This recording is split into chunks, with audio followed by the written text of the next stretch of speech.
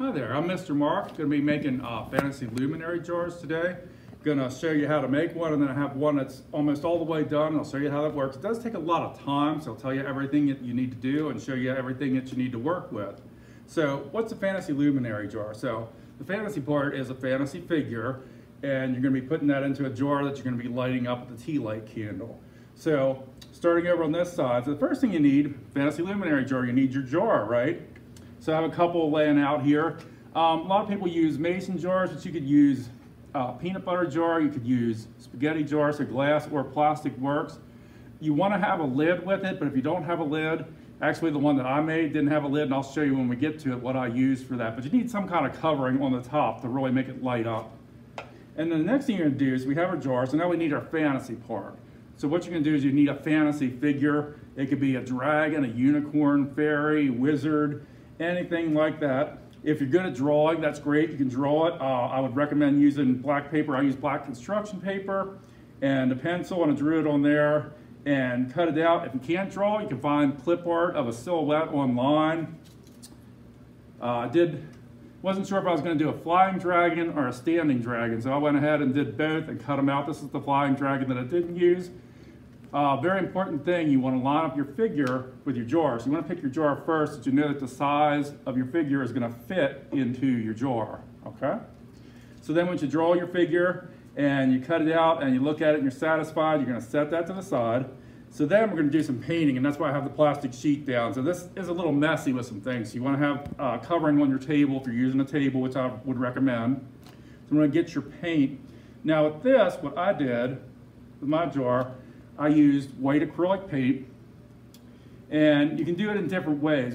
You're going to paint it so that it covers it, but it doesn't have to be, it's not like you're painting a wall. You want to leave some gaps. You want it to look a little rough, that way the light comes through, and you'll see that at the end. So you want it to look kind of messy inside. You want to cover it as best you can, but you want it to be kind of, so you'll see some gaps in it. So I would use a flat tip brush will get it, but you want to just kind of smear it around. Or what I used for most of this jar was a sponge. So I took this cheap kitchen sponge and I cut it down to the size that I needed, and I poured some of my white paint here and dabbed the sponge in, and then I put it into my jar, and I actually used a pencil to push the sponge around, because you can't reach your hand all the way down, to push it around in there, and that gives it that nice rough look. You'll see how this works at the end. And then it does take a while to dry. This took an hour or so to dry. Depends on how much paint you use and what size jar. I was using a very big jar, so it took a while to dry. So the next thing, once it's dry, then this was really neat.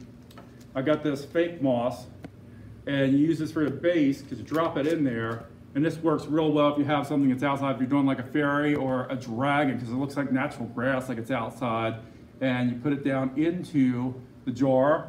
And one thing I was having a little trouble with was containing the moss, getting it to sit flat. So I just took this ruler and pushed it down in there and made it flat, because this is going to be the bed for our tea light when we put it in. So we want it to sit kind of flat so that our light sits good, so we can see our figure down in there. So you put your moss down in there, push it down with your ruler, and then you need the tea light. You want to have that ready. And then you need to get your figure into the jar, okay? And like I said, you want to make sure that your figure is going to fit into your jar, that it's the right size. And I wanted this great big dragon in here, so I had to kind of wrestle it into there, and I used a hot glue gun. I put the hot glue on the front of the dragon. He's made out of construction paper. And then I pushed him down and used the same ruler, push him down in there. Now I had a little trouble with it sticking, so you use some Scotch tape to put on the back, and that works good too. So if you can't fit it down there, if you don't have a hot glue gun, if you can get tape onto the edges, that'll work just as well. So then I have my dragon in here. So then, let me tell you, before I light it up, like I said, I found this great big jar at home, and I was like, oh, I'm really gonna use that. But I had no lid for it. I couldn't find a lid, and I was like, well, that's not gonna work. So what I did was cut out a piece of black felt, and you can use, if you have ribbon, and you can do this with your, if you have a lid with it too. Some people like to decorate. If you have a fancy ribbon, it kind of goes along with it. You can tie that one to your lid if you have a lid for your jar, or if you're doing like I'm doing with the felt, you can do that. I use a rubber band for tying down the felt. But before you do that, you want to put your tea light, you want to go ahead and turn it on.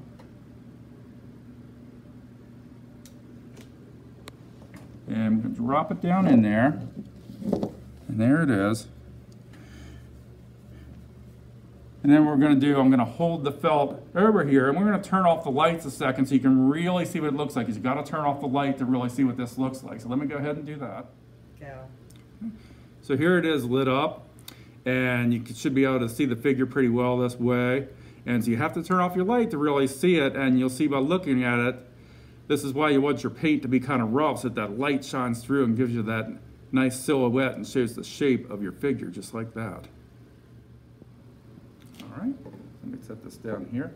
So that's how you make your fantasy luminary jar. And again, take your time with it, make sure that your figure fits into the jar. And even when I was playing around with it, I cut my figure before I put anything else in the jar. I would squeeze this in there and see what was the best looking side of your jar. And if you had it too big, how you wanted to maneuver it around. That'll make it easier as you get to the end steps. So I hope you enjoy it and make one, and thank you for watching me today.